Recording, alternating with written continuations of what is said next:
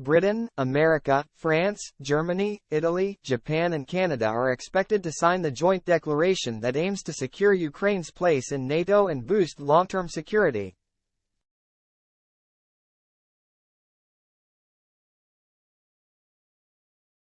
Rishi Sunak has declared Ukraine's rightful place is in NATO and urged leaders to make demonstrable progress on when Kyiv can join the military alliance.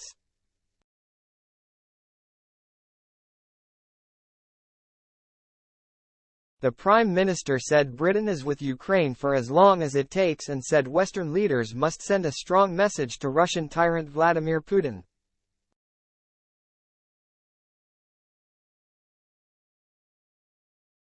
But Mr. Sunak admitted Ukraine joining NATO is not the question for right now, whilst they are in the midst of a conflict.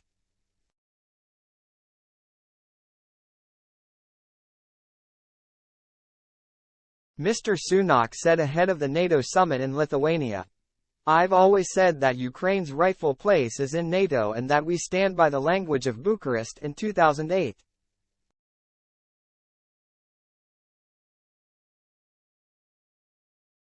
I think what is important at this summit is that that commitment is reaffirmed and also that there is demonstrable progress towards that goal."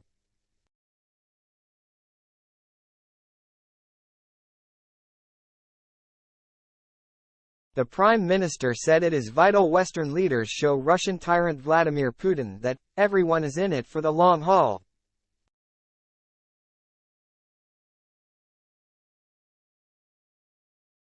He added iron-cast support for Ukraine could lead to President Putin abandoning his disastrous invasion of Ukraine.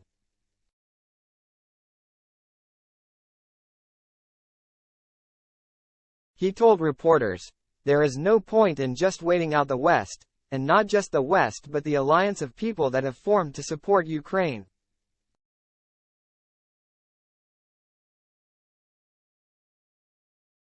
Everyone is in it for the long haul and any thought he had that it would be over quickly has already proved to be false."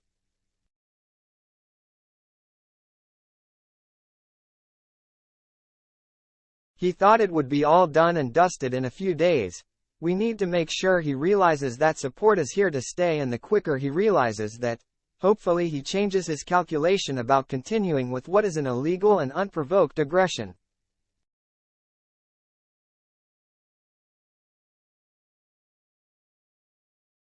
And Mr. Wallace, in a huge boost for President Zelensky, said Ukraine is not far off membership as their forces have handed Russia heavy defeat.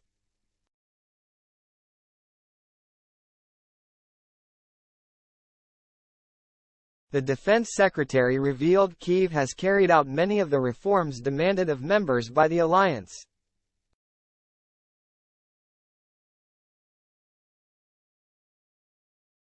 He said, "There are some steps that need to be met to get there. Those steps involve the likes of making sure its military is up to standard.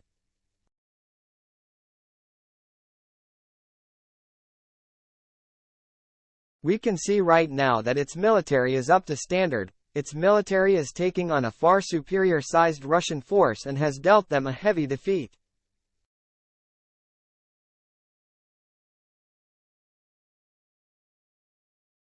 So I think overall, Ukraine is not far off membership. Obviously we're an alliance of by then 32.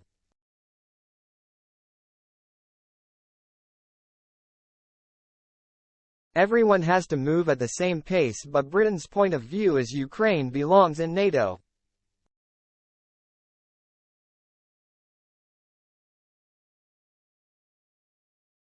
We agree with the White House.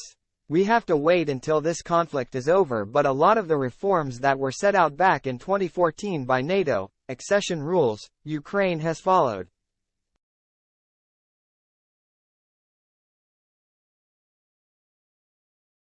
The Defense Secretary, who pulled out of the running to become the next NATO Secretary General, added, "Whenever the conflict finishes, we should be prepared as quickly as possible to bring Ukraine closer."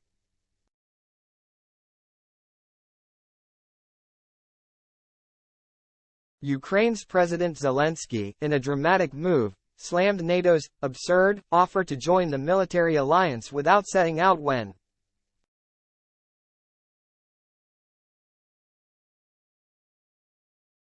The Ukrainian leader said Kyiv deserved respect and accused allies of leaving membership as a bargaining chip with Russia.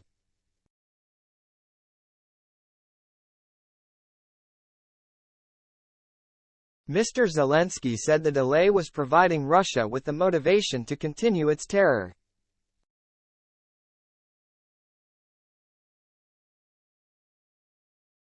In an extraordinary move as he traveled to the crucial summit in Vilnius, Mr. Zelensky said, "It's unprecedented and absurd when the time frame is not set neither for the invitation nor for Ukraine's membership."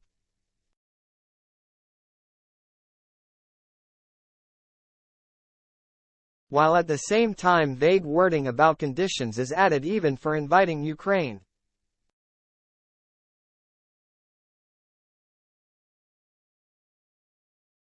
It seems there is no readiness either to invite Ukraine to NATO nor to make it a member of the alliance.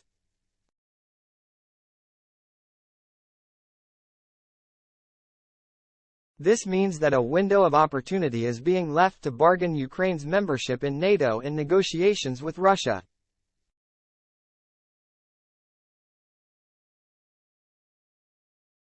And for Russia, this means motivation to continue its terror. Uncertainty is weakness.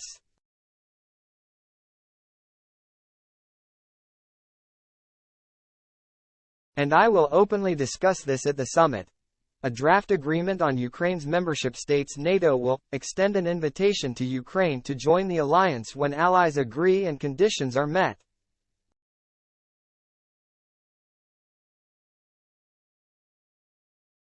But President Zelensky was given a huge boost last night as the leaders of the G7 agreed to provide Ukraine with more military equipment, intelligence, training programs and commitments on joint exercises.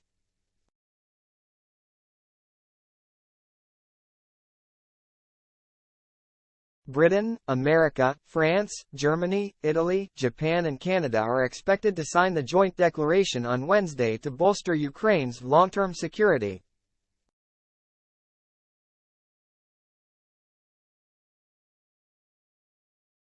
Mr. Sunak said it will send a strong signal to President Putin and return peace to Europe.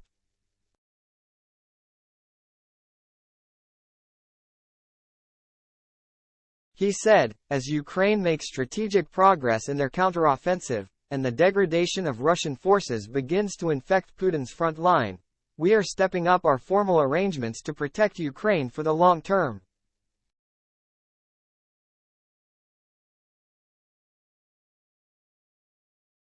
We can never see a repeat of what has happened in Ukraine, and this declaration reaffirms our commitment to ensure it is never left vulnerable to the kind of brutality Russia has inflicted on it again.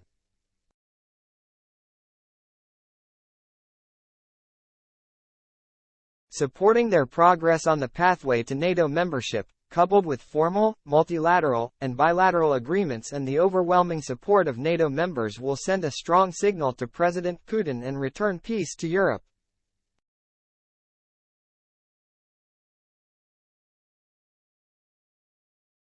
Quote,